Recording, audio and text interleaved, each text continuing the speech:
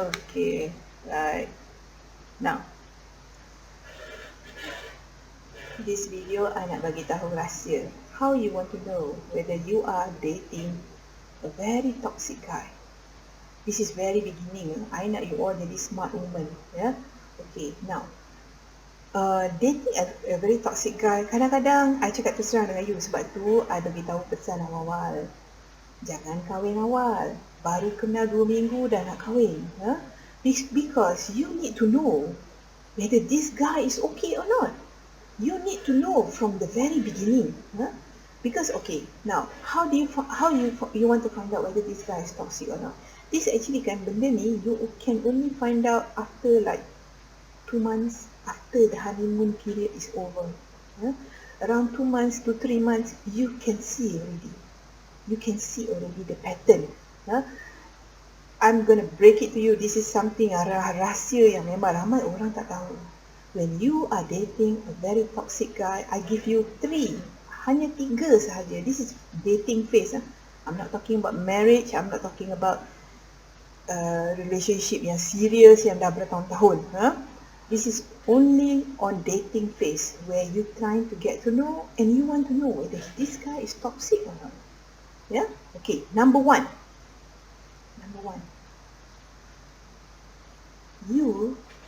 You have to show to him, you kena tunjuk dekat dia every time kalau you gaduh, you kena tunjuk dekat dia text message from your phone to show as a proof, sebagai bukti yang apa yang you cakap tu betul. This is very dangerous. A lot, I tell you, a lot of girls, I tell you, I tak tahu nak cakap apa. Because the moment when you have to show, to prove to him, by showing him your phone, ambil telefon, mana phone I tadi? You ambil your handphone, you show to him, this is what you told me. You yang cakap ni. You yang message I macam tu. It was from you. Tarikh ni pukul 5.03. If you constantly doing this, do you know what is actually happening to you? Now, this is where the self-awareness coming in. You are actually questioning your own reality. Because he keeps on saying, mana ada, bila masa I cakap macam tu kat you ni gila lah, come on lah baby, please, you tak kenal I ke, mana ada cakap macam tu. And then you go like, ni ini message ni, time ni, pukul ni, you ada cakap ni, you nak tengok sendiri, ni proof dia. This is very dangerous, very dangerous. Because now girls, if you are dating a guy and you are actually, you tengah go through benda macam ni, I want you all to actually snap out. Because bila you question macam ni, seolah-olah macam you dengan dia, this is not relationship, this is more of court. You nak pergi mahkamah, you kena ada evidence, you kena ada bukti. Bukti apa? Voice record. Bukti apa? Maybe email, or maybe the messages, the WhatsApp messages yang menunjukkan yang you adalah di pihak yang benar. Dan what he's saying is, you are wrong. This is actually the effect of gaslighting. When the guy actually gaslight you selalu, mana ada, you ni janganlah, you jangan buat cerita boleh tak? This doesn't happen. Sampai hati buat I macam ni. I care about you, but then every time when there's argument, you always have to prove to him by showing him messages. Something is wrong. Open your eyes. You are now, you girls, yang rasa macam, kenapa ni? Dia sendiri cakap kot dengan aku. Kenapa ni macam ni? You are actually questioning your reality. This is the effect of gaslighting. Gaslighting is very dangerous. He is actually denying your feeling. You faham tak?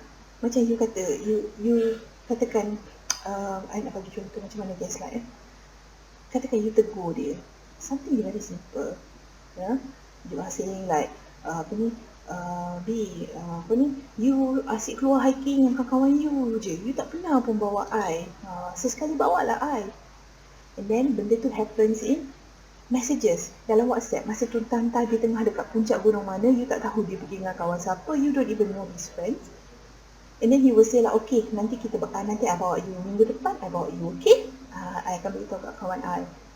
Tiba-tiba, bila dah balik rumah, you tanya dia balik. Dia cakap, hari tu you kata nak bawa I, mana ada?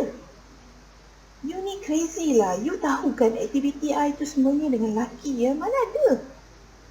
You jangan ni lah, ngarut lah you, benda-benda kecil macam ni pun you nak bising. And then, you buat apa? Ni. Ni, I message you, you jawab, you kata ya. Very dangerous. Very dangerous. Girls, all the girls and all the women out there, kalau you ada experience macam ni, chances are the guy that you are dating or potentially want to be in a relationship with is very toxic. Very toxic. He doesn't care about your feelings at all. He keeps on denying. Mana ada, tak ada. It doesn't happen. No, I think you are crazy. Can you stop bothering me? I busy lah. I tak ada masa nak buat benda macam ni. And then you keep on like, what's wrong with me? Kenapa dia tak sayang aku? Very dangerous. Very dangerous. Remember? Okay. Nombor 2. When you rasa, when you started ada feeling yang you want to write a very long email to actually show to him how you feel, benda-benda yang bottle up dekat dalam ni, dalam hati ni, banyak benda persoalan, tapi every time bila you confront dia, you tak pernah dapat jawapan tu. So what do? You become keyboard warrior. You type. Do you know that actually when a woman who have that feeling, when you want to start writing to him, you call it love letter lah. Call it love letter, whatever you can call it. But I tell you, when you start writing, it's a very long. It's like a life story. You bagi tahu dia what happened. You give an example.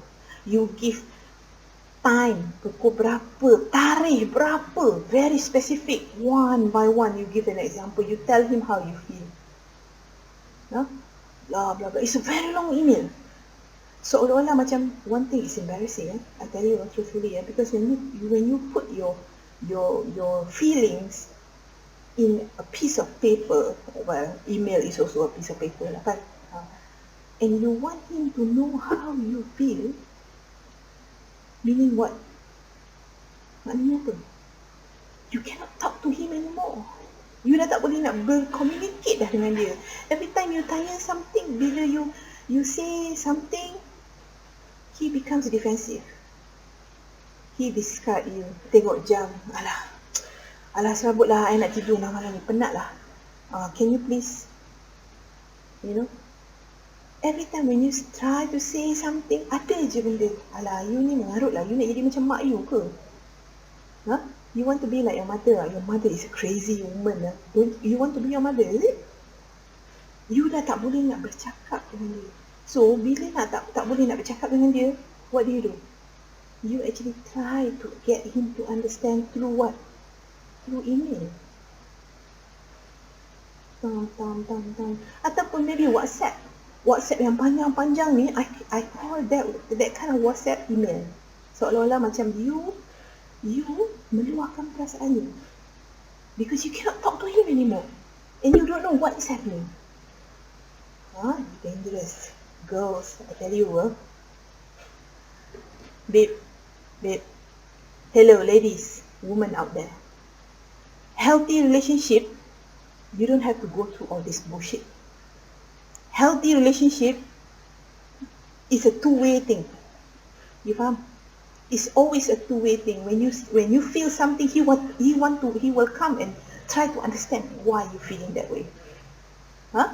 If he, let's say, hurt you, he will say, I'm sorry, I hurt you, I'm sorry, I apologize, okay, I won't do that again, I'm sorry that you feel that way, I'm really sorry, maybe, I'm really sorry, there's no excuse for my behavior. That is healthy relationship. Same with you towards him. Kita perempuan, kita more apologetic, kita senang sangat, I'm sorry, kita senang sangat, tapi lelaki susah. But there are guys who are actually, who is not toxic, he is aware. He will say sorry. Not necessarily sorry lah, tapi at least he will try to understand how you feel. Tapi kalau kau communication, kau nak bercakap dengan dia pun tak boleh, but you have to put it in an email, very long-winded, nak mak nenek punya story with all the dates and the time and everything. Don't you think something is wrong? Something is wrong, babe. Something is wrong. This is the effect. Ini belum lagi kau kahwin. Belum lagi kau bercinta dengan dia bertahun-tahun. Ini baru the first 2-3 months. You already start suffering. You already cannot communicate with him. You try to make him understand how you feel. I know. I faham. Sebab tu ramai orang, kalau you perasan, they become keyboard warrior. Nampak? When it comes to face, dia diam, tak cakap banyak. Tapi bila bagi keyboard depan Facebook, wah, pam, kau main lagi mengutuk. Itu tak kena, ini tak kena. You can see dalam Facebook, you can see a lot of people are like this. You know, now I myself, because I'm learning about all this self-awareness and everything, I realize a lot of people yang jadi macam ni, semua benda tak kena. Itu tak kena, ini tak kena, Tun Mahathir tak kena, Muhyiddin Yassin tak kena, everybody tak kena. Dia seorang je yang hebat. I see this kind of people actually, they are in pain. They are sebenarnya suffering, but suffering in silence. They cannot actually verbalize it out. Mungkin dapat husband jenis toxic, keluar cakap sikit, kena berlempang. So what they do? Bila mamat tu tidur, aku ada masa. So sekarang ni I want to unleash my creativity. Because very toxic. I feel very sorry for this kind of people. I'm so sorry. Kalau you tengok Facebook, banyak gila. Kalau you nampak komen-komen yang toxic ni, is very invalidating, kutuk orang, not trying to understand. Somebody who's like trying to cheer you up. Bila somebody say, aku dah kena retrench, or maybe I broke up with my boyfriend, the cheer upper will say like, alah, just move on. That's a cheer upper. But someone who is empathetic, yang bukan toxic, they will say like, babe, I know, I feel you. It hurts. It happened to me before, but trust me, give some time. It's okay to cry it out. It's okay to cry out. Ini nampak? Jarang you nampak orang yang buat macam tu. Selalu lah move on. Jantan tu bukan handsome pun. Move on, babe. Aku lagi handsome daripada dia kot. Ataupun ada lagi yang jenis toxic yang sangat grandiose. Kau dah break up dengan dia. Okay lah, lepas ni aku call kau Kau dating aku pula. What the fuck?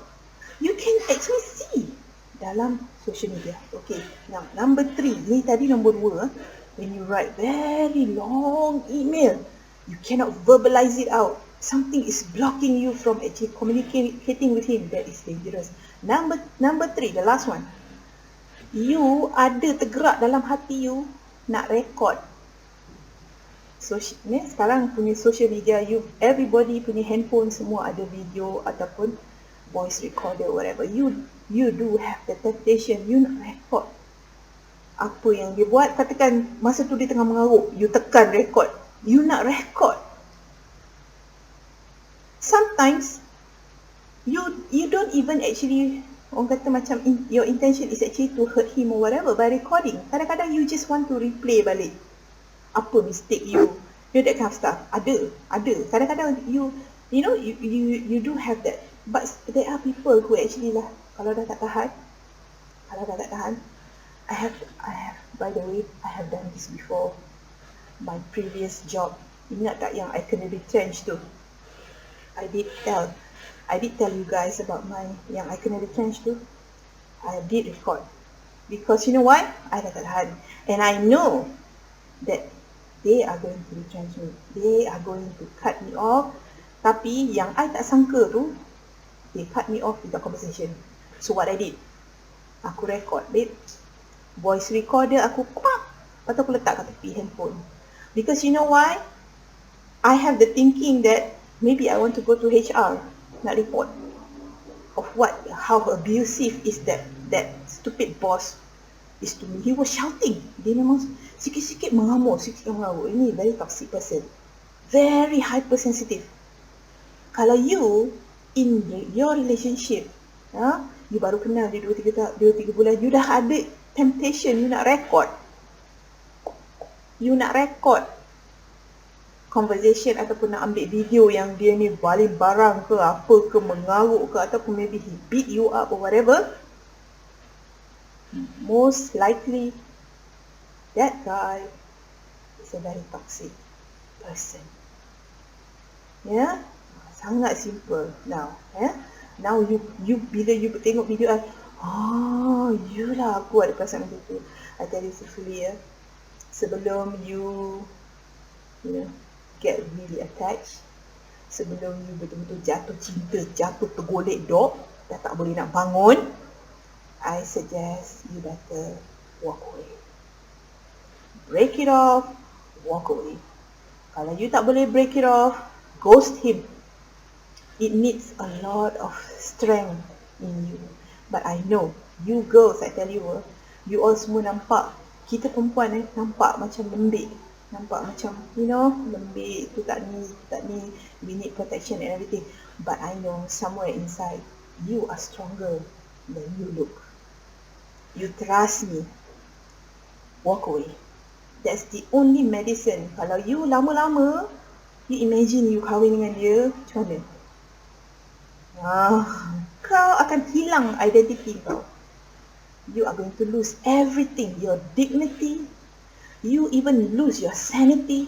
Sampai kau jadi gila. Kau jadi macam, lama-lama senang je. Orang toxic dia senang je. Bila nampak kau dah tak ada guna untuk dia, dah tak ada guna, dia discard. Sebab tu ramai jantan toksik, ramai memang dia